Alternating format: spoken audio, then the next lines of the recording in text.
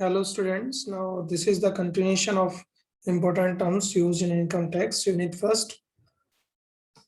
So in that particular section, previously I discussed with you the different aspect up to the gross total income.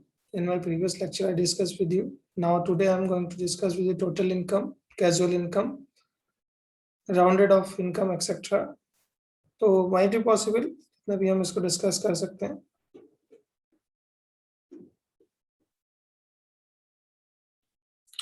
तो total income क्या होती है? Basically total income comes under the section 2 sub section 45 of income tax. Total income of an SSC is gross total income minus deduction allowed under section 80C to 80U. तो basically जो total income है किसी भी व्यक्ति की, किसी भी SSC की जो टोटल इनकम है वो ग्रॉस टोटल इनकम में से डिडक्शंस जो होती है अंडर सेक्शन 80C से 80U तक, उनको डिडक्ट करने के बाद, उनको माइनस करने के बाद जो आपको अमाउंट मिलता है उसको टोटल इनकम या नेट इनकम या टोटल टैक्सेबल इनकम जो है अगर हम देखें तो वो मानी जाती है. ठीक है, तो बहुत सारी चीजें इसमें आती हैं. टेबुलेशन किस तरह से इसका किस तरह से कैलकुलेशन की जाती है वो हम आपसे डिस्कस करेंगे. जैसे कि ये है computation of gross total income and taxable income. अगर हम ग्रॉस टोटल इनकम की बात करें तो किस टाइप से आती है, तो जैसे कि मैंने आपको डिस्कस किया है अभी प्रीवियस लेक्चर में कि सबसे पहले हम इनकम फ्रॉम सैलरी की बात करते हैं. जो भी रेम्युनरेशन है, वेजेस है, कमीशन है ना, जो भी आपकी सैलरी के फॉर्म में आपको इनकम होती है वो पहला अमाउंट होता है. फिर इनकम फ्रॉम हाउस प्रॉपर्टी, अगर कोई अपनी हाउस प्रॉपर्टी को आपने रेंट पे दिया हुआ है तो वो इनकम आपकी हो जाएगी. Income profit and gains from business और प्रोफेशन है वो आपका जुड़ जाएगा. देन कैपिटल गेन से वो आपका प्लस हो जाएगा. इनकम फ्रॉम अदर सोर्सेज से वो आपके प्लस हो जाएगा. इन ऑल 5 हेड्स को प्लस करने के बाद, सम करने के बाद आपको जो मिलेगा वो ग्रॉस टोटल इनकम आपको मिलती है. उसके बाद ग्रॉस टोटल इनकम से less deduction under section chapter 6A में अंडर सेक्शन 80C से 80U तक के जितने भी डिडक्शंस हैं वो सारी डिडक्शन आपकी यहाँ पर डिडक्ट हो जाती है. तो ये भी आपको देखना है कि डिडक्शन क्या क्या है, उन डिडक्शंस को हम कैसे करते हैं, किस समय पर इन डिडक्शंस को लिया जाता है. देन इनको माइनस करने के बाद, लेस करने के बाद जो इनकम आपको मिलती है टोटल इनकम या टैक्सेबल इनकम इसको कहा जाता है. तो ये अमाउंट आपका आता है. जैसे कि यहाँ पर आप देख रहे हैं ग्रोस इनकम की बात हम करें, टोटल इनकम की बात करें तो इनकम फ्रॉम सैलरी सबसे पहले कैलकुलेट की जाती है. Salary, bonus, commission, taxable allowances, value of taxable requisite, gross salary आपको मिलेगी.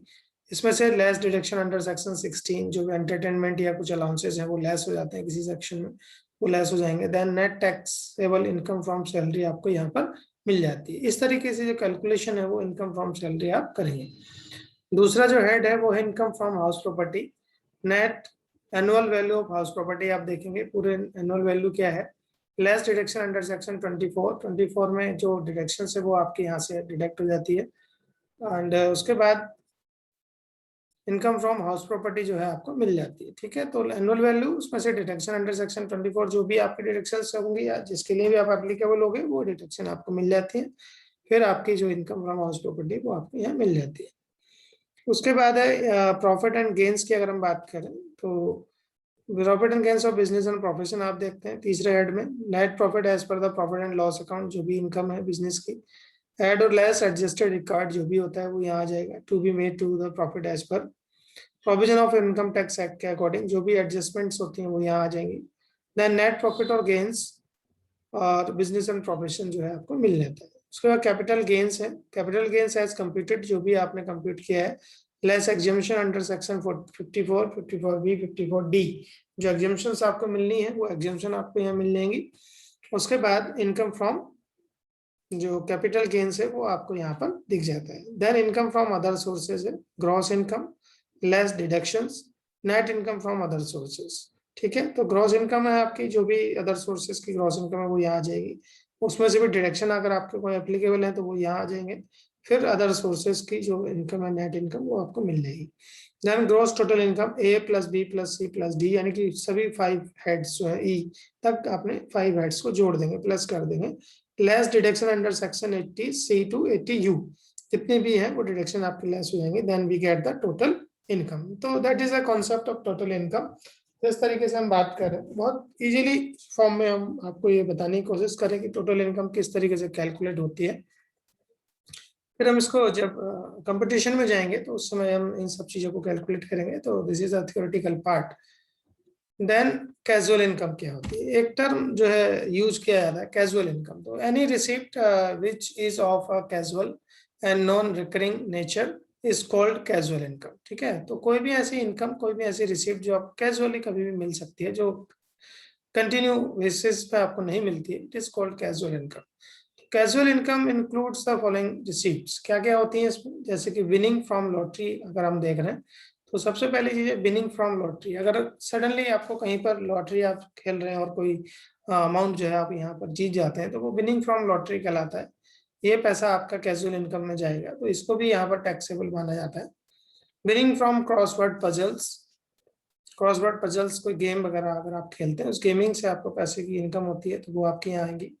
Winning from races like horse race, car race वगैरह, जो भी हम रेसेस हैं, अगर कहीं पैसा लगाते हैं तो वो भी आपका यहाँ इनकम कहलाती है। Winning from card games and other games any sort.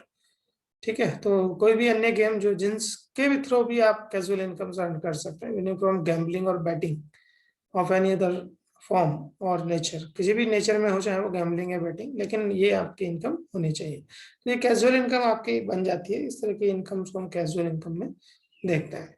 अब क्या होता है कि जब हम टैक्सेबल इनकम को कैलकुलेट करते हैं तो taxable income should be rounded of.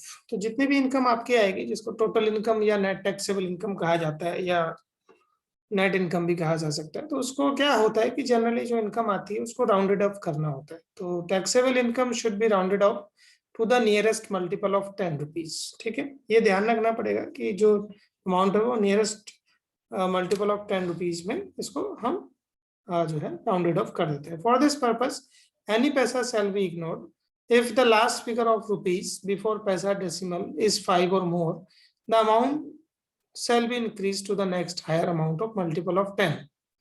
If any, the last figure is less than 5, the amount reduced to next lower amount, which is multiple of 10. तो ये देखना पड़ेगा कि जो अमाउंट है वो नियरेस्ट है या लोएस्ट है।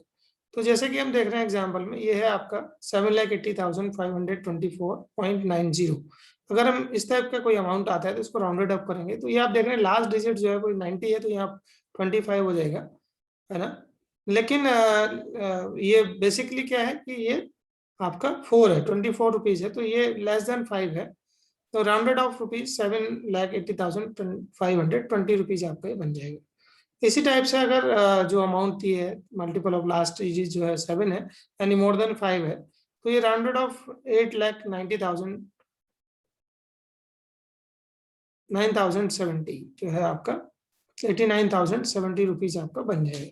तो इस तरह के जो अमाउंट है वो राउंडेड ऑफ हो जाता है। ये भी आपको ध्यान देना पड़ेगा कि किस तरह का अमाउंट है, क्यों हम इसे राउंडेड ऑफ कर रहे हैं, तो ये बहुत इंपॉर्टेंट होता है, इसको भी ध्यान देना है। दूसरा है rounded off tax. Amount payable by SSC and amount of refund due shall be rounded of. ये भी देखना है कि जो टैक्स आप पे कर रहे हैं वो भी राउंडेड ऑफ होना चाहिए, या जो रिफंड आपको मिल रहा है वो भी आपको राउंडेड ऑफ को जो है जो रिफंड होगा वो भी राउंडेड ऑफ होता है to the nearest 10 rupees as in case of taxable income discuss. ठीक है, जैसे कि हमने टैक्सेबल इनकम में आपको डिस्कस किया है, उसी नियम से जो है जो टैक्सेस हैं वो भी आपका राउंडेड ऑफ हो जाता है। अब हम बात करते हैं marginal rate, maximum marginal rate of taxes. तो basically it is defined by the section 2 subsection 29C as the rate of income tax including surcharges. इन सब चीजों को जोड़कर जो maximum marginal rate of tax होगा वो एक क्या होता है, तो applicable in relation to the highest slab of income in the case of an individual as specified by the relevant finance act. जो भी फाइनेंशियल एक्ट होते हैं उन एक्ट में ये सब दिया गया होता है। तो जनरली इसमें सरचार्जेस को भी इन्वॉल्व कर लेते हैं, जो भी चीजें होती हैं, जैसे कि for instance for the assessment year the maximum marginal rate of tax it is 33.39%। कैसे है, क्योंकि 30% एक जनरल रेट जो है टैक्स का वो होता है किसी भी कंपनी, या हाईएस्ट जो टैक्स रेट होता है, प्लस सरचार्ज अगर के कोई है कंपनी की जो या इंडिविजुअल की जो इनकम में more than 50 lakhs per year है तो वो सरचार्ज 10% ऑफ जो है उसका सरचार्ज भी देगा। ऑफ द इनकम टैक्स, जो भी इनकम टैक्स उसका बना उसका 10% जो है सरचार्ज होगा। एज डिडक्शन एजुकेशन सेस 2% इसमें जुड़ेगा, इनकम टैक्स का 2% जो है एजुकेशन सेस होगा एंड सरचार्ज होगा इसमें।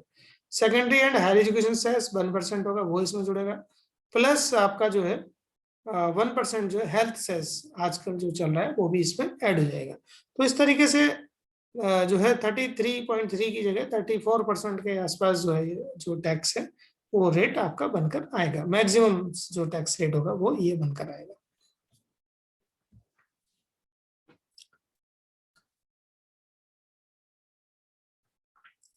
इसके अलावा मैक्सिमम मार्जिनल रेट में अगर हम और बात करें तो identify your income tax slab and apply the relevant rate of tax on your income. सबसे पहले आपने क्या करना है कि आपने इनकम टैक्स स्लैब को आइडेंटिफाई करना है कि आप किस इनकम टैक्स स्लैब में आते हैं, और उसके बाद रेट ऑफ टैक्स जो है वो आपको एप्लीकेबल हो जाएगा। Tax rate for the individual is determined based on the slab under which their total income falls. ठीक है, ये भी ध्यान रखना है कि इंडिविजुअल की जो टैक्स स्लैब्स हैं वो बेस्ड करती हैं जिस टैक्स स्लैब में जितनी इनकम आपकी आती है, टोटल इनकम जितनी आती है उसके हिसाब से जो है आपका टैक्स स्लैब भी डिसाइड होता है। There are 3 different sets of income tax slabs rates depending on the age of the individual taxpayer. तो क्या क्या टैक्स स्लैब्स हैं? This is the first tax slab, income tax slab for individual below the age of 60, यानी कि 60 साल तक की जो टैक्स स्लैब है वो ये होगा। इनमें बहुत ध्यानपूर्वक आप लोग देखिएगा, ये इंपॉर्टेंट है, यहीं से आपकी एक न्यूमेरिकल पोर्शन आप देखें तो वो शुरू होता है। तो आप देख रहे हैं कि सबसे पहला जो टैक्स स्लैब है वो है 0 to 2,50,000, यानी कि 2,50,000 तक कोई टैक्स आपके ऊपर नहीं पड़ेगा। अगर आपकी इनकम 2,50,000 रुपए है तो आपका टैक्स निल हो जाएगा। ये जो होगा वो टोटल इनकम जब आती है निकलकर, जिसको हम टोटल या नेट टैक्सेबल इनकम कहते हैं, या उस इनकम पर हम इसको देखते हैं। ठीक है, उसके बाद 2,50,000 रुपीज से 5 लाख तक 5% of total income exceeding of rupees 2,50,000।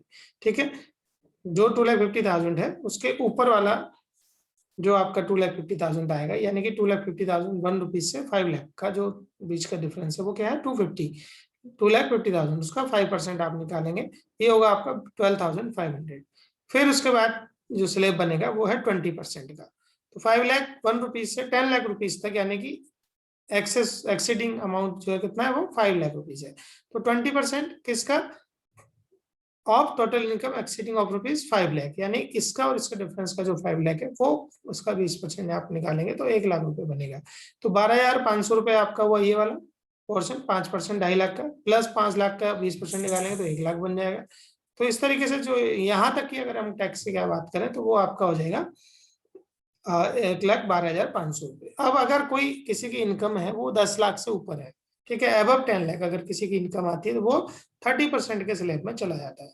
यानी कि पहले 5 लाख का 2.5 लाख का 5%, 12,500, दूसरे 2.5 लाख का 5 लाख का जो है 20%, फिर 30%, तो कुल मिला के 12,500 प्लस इसका 1 लाख, तो 1,12,500 plus 30% of total exceeding income of 10 lakh. तो 10 लाख एबव 10 लाख जितने भी इनकम है उसका 30% आपका कैलकुलेट होता है।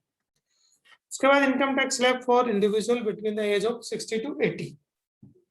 यहाँ पर जो 60 to 80 ईयर्स के इंडिविजुअल्स होंगे उनका जो टैक्स स्लैब होगा वो है अप टू 3 लाख निल, किसी तरह का कोई टैक्स नहीं पड़ेगा। फिर 3,01 रुपीज से 5 लाख तक 5% होगा, यानी कि जो ऊपर का अमाउंट है एक्सीडिंग ऑफ रुपीज 3 लाख, ठीक है, जो भी अमाउंट कितना आएगा 3 लाख to 5 लाख, 2 लाख रुपीज यहाँ आएगा। तो एक्सीडिंग ऑफ रुपीज जो भी है उसका आपको यहाँ मिलेगा। उसके बाद 5,01 रुपीज से 10 लाख तक, यानी कि 20% होगा, 10,000 plus 20% of total income exceeding of rupees 5 lakh, 5 lakh से ऊपर की जो अमाउंट है वो यहाँ पर आएगी। फिर अब 10 लाख जो है वो 30% है, तो ये सेम रहेंगे, लेकिन जो पहला स्लैब है वो नील होगा अप टू 3 लाख तक।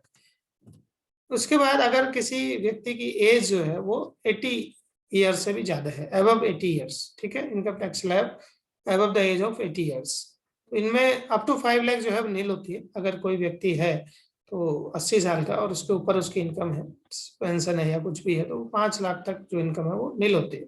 5 लाख 1 रुपए से 10 लाख तक 20% होती है, ये सबके लिए कॉमन है। फिर 10 लाख से ऊपर जो है 30% होती है, ये भी सबके लिए कॉमन है। इस तरह से जो टैक्स स्लैब्स हैं वो यहाँ पर आते हैं। इसके अलावा there is an additional 4% health and education cess that need to be paid on every front of amount of income tax and surcharge being paid. ठीक है, ये भी आपको देखना है। अगर किसी व्यक्ति की इनकम है और जो भी उसका टैक्स निकल कर आता है, सपोज करो किसी की टैक्स जो इनकम है वो टैक्सेबल अमाउंट है वो है टैक्स जो निकल कर आया कैलकुलेट किया तो वो आपका निकल कर आया 5,000 रुपये। तो 5,000 में 4% उसका सेस लग जाएगा, तो 520 जो है 200 रुपये जो है आपका सेस लग जाएगा। तो 5,200 रुपये आपका टैक्स जो है नेट टैक्सेबल लायबिलिटी आपकी बनेगी। Surcharge will be applicable based on the individuals income slab. ये डिपेंड करता है सरचार्ज आपकी इनकम पर। जिस लेवल में आपकी इनकम बढ़ती जाएगी उस लेवल में आपके स्लैब के हिसाब से आपके सरचार्जेस भी होते जाते हैं। So I think it is sufficient to you and then we will discuss the some questions in the next lectures. I hope you understand. If you have any problem, then ask me, or thank you very much.